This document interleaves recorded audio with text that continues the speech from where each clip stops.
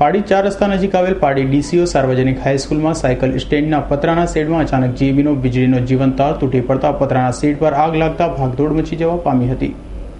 Pardi education society સંચાલિત Pardi DCO સાર્વજનિક હાઈસ્કૂલના કેમ્પસમાં વિદ્યાર્થીઓના સાયકલ સ્ટેન્ડ માટે બનાવેલ પતરાનો એક ઉપર આજરોજ મંગળવારે બપોરે 1 કલાકે જીબીના વીજળીનો પસાર થતો વાયર અચાનક પવન ફૂંકાતા પતરાના એક ઉપર શેડ પર પડ્યો હતો અને વાયર તૂટી પડતા જોતામાં મોટી આગ ભભૂકી ઉઠી હતી, જેને બુઝાવવા શાળાના સેવક ભાઈઓ તેમજ શિક્ષકોએ ભારે જહેમત કરી હતી, પરંતુ આગ મોટી પ્રસરતી રહી હતી। જ્યારે પારડી નગરપાલિકાના ફાયર બંબાવાળાને ફોન કરતા ઘટનાસ્થળે 15 મિનિટમાં આવી પહોંચ્યા હતા।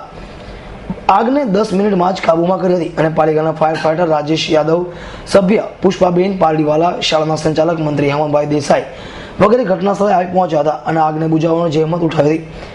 શેડ બાંધ્યો ને એના પરથી આપણે લાઈન ગયેલી છે, લાઈન શોર્ટ સર્કિટ થઈ ગયું અને એ પતરા ફાઈબરના પતરા ઉપર પડ્યો હતા, આગ શેડ લાગી ગઈ અને અત્યારે આપણે બધું ફાયર માટે અમે આમાં કોઈને કઈ જાનહાની જાનહાની કોઈને કશું કોઈ ઈજા બીજા કોઈને ના કોઈને કશું નથી થઈ। શોર્ટ સર્કિટ છે અને એના લીધે આગ લાગેલી। જેબી વાળાને કીધું એટલે લાઈન બંધ કરી નગરપાલિકાના બંબા આવીને આગ બુઝાવી દીધી। કોઈને કઈ જાનહાની વગેરે નહીં કંઈ થયું નથી। નસીબ સંદેહ નીચે બાઇક ને બધું તો કાઢી લીધું એટલે પછી ક્યાં આગ ક્યાં લાગી? અમારા સાયકલ સ્ટેન્ડમાં ડીસીઓ હાઈસ્કૂલના સાયકલ।